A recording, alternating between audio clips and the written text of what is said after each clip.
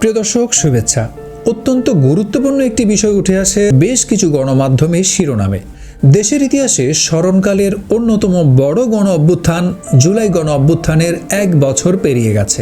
যে তরুণদের রক্তের বিনিময়ে রচিত হয়েছিল নতুন বাংলাদেশের ইতিহাস, সেই শহীদদের মর্যাদা ও সম্মান নিশ্চিত করার ক্ষেত্রে দেখা যাচ্ছে চরম অবহেলা। 1 বছর পেরিয়ে গেলেও শহীদদের নির্ভুল ও পূর্ণাঙ্গ তালিকা এখনও তৈরি হয়নি।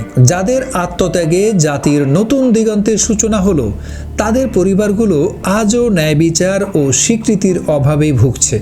শহীদদের নিয়ে নানা আয়োজন হলেও বাস্তবে তাদের তালিকা তৈরি, পরিচয় শনাক্তকরণ, কবর সংরক্ষণ কিংবা আর্থিক সহায়তা কোনো দিকে কার্যকর কোনো অগ্রগতি নেই। সরকারি তথ্য এবং জুলাই শহীদ স্মৃতি ফাউন্ডেশনের তথ্যের মধ্যেও রয়েছে বিস্তর গড়মিল। সরকার বলছে শহীদ 844 জন, কিন্তু জাতিসংঘের রিপোর্ট অনুযায়ী নিহতের সংখ্যা 1400, যার মধ্যে 118 জনই শিশু। অন্যদিকে শহীদ স্মৃতি ফাউন্ডেশন বলছে 820 জন শহীদ হয়েছেন এবং আহত হয়েছেন প্রায় 12,000 মানুষ। এই সংখ্যাগত পার্থক্য ইতিহাসের সত্যকে বিভ্রান্ত করছে। রায়ের বাজারের গণকবরে 114 জন শহীদের লাশ দাফন করা হয়েছিল, কিন্তু আজও তাদের কারো পরিচয় নিশ্চিত করা যায়নি। ডিএনএ পরীক্ষার মাধ্যমে তাদের শনাক্ত করার কোনো উদ্যোগও চোখে পড়ছে না। শহীদ পরিবারের ভোগান্তি এখানেই শেষ নয়। শহীদ মোহাম্মদ নাইমের বাবা কামরুল ইসলাম যেমন জানালেন, তার ছেলের কবরটুকুও ভালোভাবে বাঁধাই হয়নি। নানা প্রতিশ্রুতির পরেও পরিবারগুলো সহায়তার জন্য চরম ভোগান্তি পোহাচ্ছে। অনেক শহীদের স্ত্রী সন্তানরা মানবেতর জীবনযাপন করছেন। কেউ কেউ পেটের দায়ে গৃহকর্মীর কাজ করতেও বাধ্য হচ্ছেন।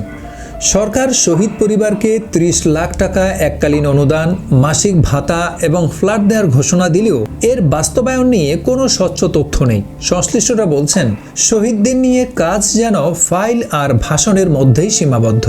1 বছরেও তালিকা চূড়ান্ত না হওয়া এবং লাশ শনাক্ত না করার ঘটনা রাষ্ট্রের সদিচ্ছা নিয়েই প্রশ্ন তুলছে। বিশেষজ্ঞরা বলছেন, এটি 1971 সালের মুক্তিযুদ্ধের শহীদদের তালিকা নিয়ে দেখা দেওয়া জটিলতার এক দুঃখজনক পুনরাবৃত্তি। রাজনৈতিক দলগুলো শহীদদের রক্তের মূল্য না বুঝে শুধু নিজেদের ফায়দা হাসিলের জন্য তাদের ব্যবহার করছে। তাদের কথায় গণমাধ্যম থেকে মনোযোগ সরে গেলে এই শহীদরাও যেন হারিয়ে যান। এখন রাষ্ট্র এবং সরকারকে এই বিষয়ে প্রশ্ন করার সময় এসেছে।